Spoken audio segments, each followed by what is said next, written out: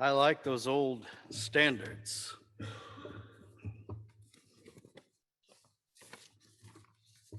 Today we're going to read from the Gospel of Luke in the 17th chapter, verses 11 through 19.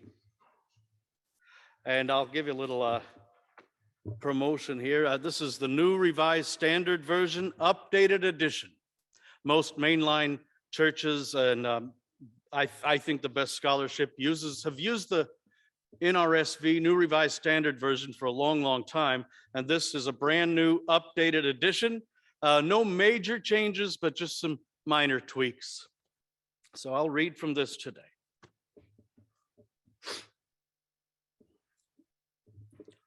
On the way to Jerusalem, Jesus was going through the region between Samaria and Galilee. As he entered a village, 10 men with a skin disease approached him. Keeping their distance, they called out, saying, "Jesus, Master, have mercy on us." When Jesus saw them, he said to them, "Go and show yourselves to the priests." And as they went, they were made clean. Then one of them, when he saw that he was healed, he turned back, praising God with a loud voice. He prostrated himself at Jesus' feet and thanked him. And he was a Samaritan. Then Jesus asked, "Were not 10 made clean? So where are the other 9? Did none of them return to give glory to God except this foreigner?" Then Jesus said to him, "Get up and go on your way. Your faith has made you well." That's the reading for today. There's a lot to unpack here.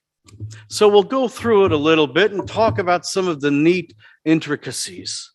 And then at the end, we'll make sure we hammer home the title, "Don't Take Grace for Granted." And that's an easy thing to do. Let's start here that Jesus is on his road to Jerusalem. That's where he's heading. He knows exactly what's there for him. But he's on his way. He's on his trek. And he's in this in-between valley between Samaria and Galilee. Now, Samaria was an off-limits place for the Jewish people. Samaritans and Jews, they had a connection. They had a shared history that went way, way deep into the past before King David. But hundreds of years before this story, they had a terrible divorce. And as you all know, no one can hurt you more than someone you have a deep past with and a lot in common. So they had a lot in common. They had the same God, but they were both hurling at each other, "Heretic, heretic, heretic," and awful. And it got violent. You didn't go into that neighborhood. If you were Jewish, you did not go into a Samaritan neighborhood. And if you were Samaritan, you did not go into a Jewish neighborhood. Now, Jesus doesn't in Luke, but I will say he does go into Samaritan neighborhoods, Samaritan cities in some other Gospels, most notably John.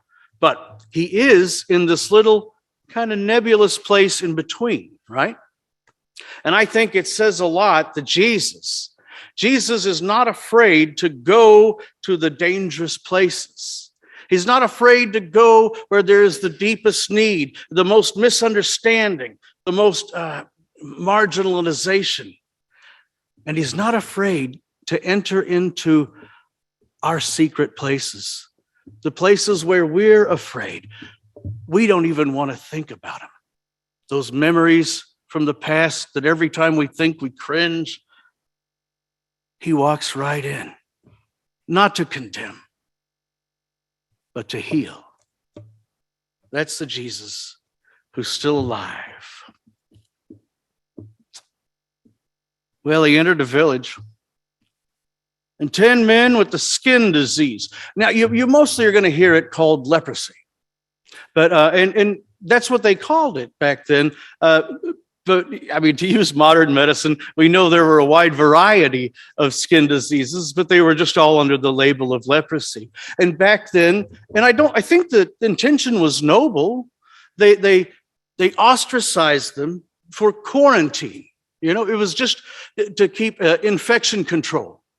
And it caused a lot of pain. So having this skin disease was painful physically, but more so spiritually and emotionally, because you were separated from your families and your loved ones and your church or synagogue at the time. And it reminds us not that long ago with the quarantines, the big strong quarantines, with COVID-19. Where I work as a healthcare chaplain, we have a very big long-term care facility. And our chief of medicine there did a bang-up job because we hardly had any issues with it, but there were consequences because we were very strict with the quarantine. It really hurt people. We had to make a decision, and I think we made the right one, but it was hard for people. They couldn't be with the people they loved. They couldn't visit their family and play bingo with their friends, things that are a big deal when you're there. So they were separated. They were ostracized. So when Jesus heals, it's not just physical, but it's changing the circumstances for the person. Anyway, they see Jesus and they keep a distance as they were supposed to do. And they shout out, Jesus, Master, have mercy on us. You know, they hadn't studied any theology. They hadn't been to any Bible studies. There wasn't even a New Testament. But somehow in their spirit, they knew who Jesus was. They knew he was the one who could make them whole. They knew he was the one they could go to with their pains and the things that alienate from those they love, and he could make things better. And so they did. They cried out to him. They cried out to him. And I want to take a moment here with this. In the Western church, I'm talking like Western Europe and here in North America, there's a little bit of a different understanding of who Jesus is and how salvation works than there is our friends in, say, the Eastern Orthodox with Greece and Russia, and the guys with the big hats, and they have a different understanding, and it goes way, way, way back. And in the most ancient days, there wasn't the schism, but over centuries, things changed, and certain countries, their own culture influenced it, and other cultures, their culture influenced it. Excuse me one second, I'm getting dry mouth. In the West, in Europe, and then certainly in America, we see Jesus and salvation from a legal point of view. And it makes sense because people like Luther and Calvin, they were lawyers. They were literally lawyers. And even Augustine was training to be a lawyer before he went into to be what he was. And so their way of seeing things and teaching things, and then this gets passed on for century and century and century, was that salvation is we are guilty and God is the judge. We're in the courtroom and Jesus is our defense attorney. And he says, I took care of it. I took care of it. And we say, I believe, and that's it. And we're saved that way. That's the way it's been understood. And you find those things, those elements in the scriptures, to be sure. But you find, in my opinion, more elements of our friends from the East, where Jesus is the great physician. We're both talking about sin. We're both talking about judgment. But they see sin more as a disease. And we see that here in this situation. They see sin more as a disease. And Jesus is the great physician. And See, we might be afraid to be judged when we're thinking in the Augustinian and Luther and Calvin approach. But when we think in the Eastern approach as God, Jesus is our doctor, we want judgment. I have a condition that I can't get over by myself. And I'm not whole, and my relationships aren't what they could be.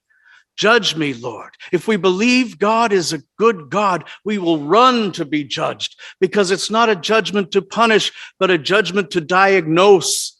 Here is what's going on. And the cleansing, the judgment is finding the disease, sin, and dealing with it. It's a different way of understanding it. And you can find examples for both in the Bible. I'm not saying one is biblical and one's not, but I do think there's a lot of merit. And I would dare say, this is my opinion, more on the medical side, if you will, in the Bibles. But you can decide for yourself about that. So anyway, they come to him, Jesus, Master, have mercy on us. And when Jesus saw them, he said to them, go and show yourselves to the priests. Now, this was what was understood. Because you were ostracized from your community, but if you somehow became clean of your disease, you were to go to the priest, they would affirm it, they would verify it, and you were now okay. Okay to join back with your family, to go to synagogue, to go to temple, to all the things, go back to your wife, your husband, your children. So he says, go and show yourself to the priests. And as they went, they were made clean. Now, that's an interesting symbol right there, because they asked, and Jesus said, basically, walk. Sometimes we ask for things, good things, appropriate things, and we're not seeing them, we're not feeling them, but we need to take heed and be like these guys. Let's do what he says. We know what he tells us to do. He doesn't tell us to go walk to the priest and show ourselves. He tells us, though, to walk his path, to carry our cross, to love God and to love neighbor. So we do that. We might not yet see an answer to our prayer, but we can walk in faith. And they walked in faith, and in that walking in faith, they noticed their healing. They noticed their healing. Now, there were 10 of them, and one of them, when he realized this, he was like, oh my goodness. He turns around and he runs to Jesus. He runs and he throws himself at his feet. He really recognizes him and he thanks him. And Jesus, like he does through all these gospels, he says, he goes, weren't there 10? Where are the other 9? The only one who came to me was a Samaritan. Again, they were the outcasts. They were the ones who weren't liked, right? The one who came to me was a Samaritan. He's breaking down these walls. He's breaking down these walls, and he still is. He still is. I think that's an amazing thing. And then he says, get up and go on your way, for your faith has made you well. So there's a whole lot in there, right on its own. But I do want to get now to the idea of not taking grace for granted, because I think this is something that it's easy to take it for granted. We think of grace with all the big things, going to heaven, maybe getting a nice wedding, something good like that. But my goodness, there's grace every day. Listen,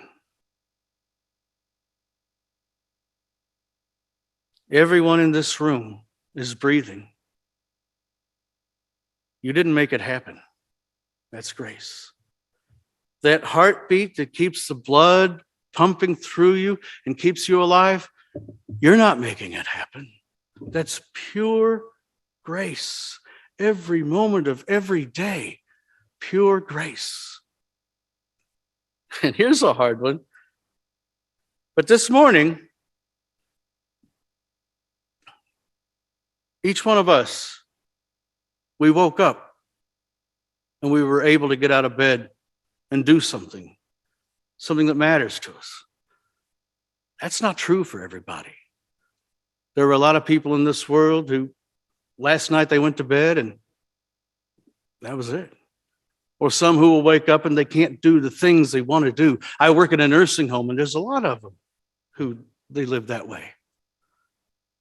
And I'll be honest, when I get up, my first thought isn't always gratitude. And I don't think I'm alone with that.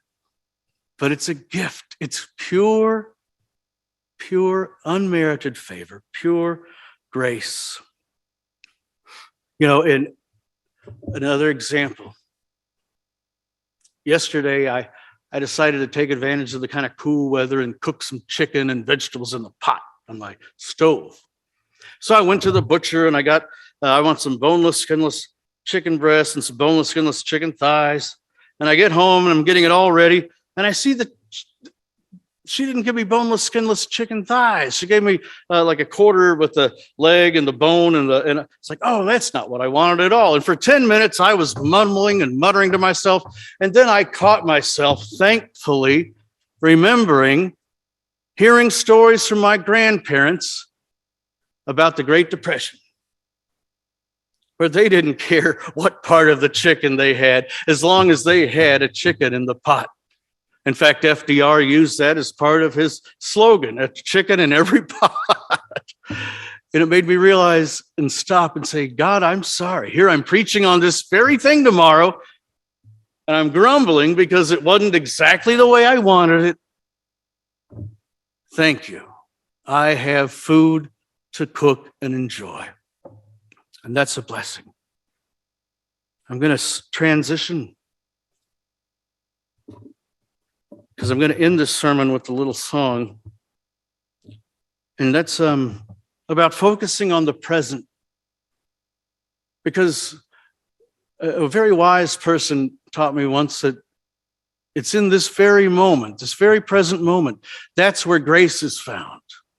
That's where grace is found, right here, right now. And we don't know, this life is so fragile. In the 4th chapter of the Epistle of James, he says our life is a mist, just a mist. That's a very fragile thing. It doesn't last long. It's a precious life. And part of having a life of gratitude, or if you want to go with the attitude of gratitude, is bringing ourselves back to this present moment and just appreciating it, because there's going to be a time one day when we're going, gosh, I wish I could be sitting in church right now, doing this. So this song I wrote about a year ago, it's called Mist, and it's based on that. So I haven't sung it in a long time, but it's like, well, this fits the sermon. So let me take another drink and I'll play it.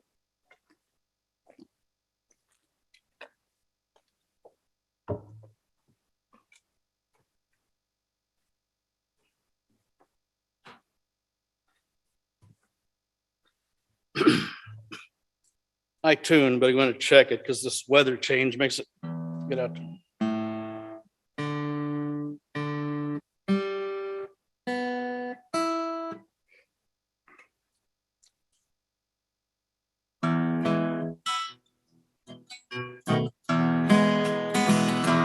There's a mist in this moment right now. It's the only time that matters. Anyhow, life is in this present moment. That's where grace is found. There's a mist in this moment right now. A mist is what St. James called our lives. A mist is just a vapor before our eyes. Don't take this day for granted. It's fragile by design. There's a mist in this moment right now. There's more to the story anyhow. Streams of living water flowing like the Tao. Eternity is promised by the grace of Elohim. Our story doesn't end, we're redeemed. We're redeemed, we're redeemed through eternal loving kindness of Elohim. It's pure love that refines us and love that sets us free through eternal loving kindness of Elohim.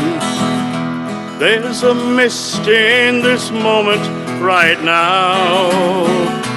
It's the only time that matters. Anyhow, life is in this present moment. That's where grace is found. There's a mist in this moment right now. All right. Amen.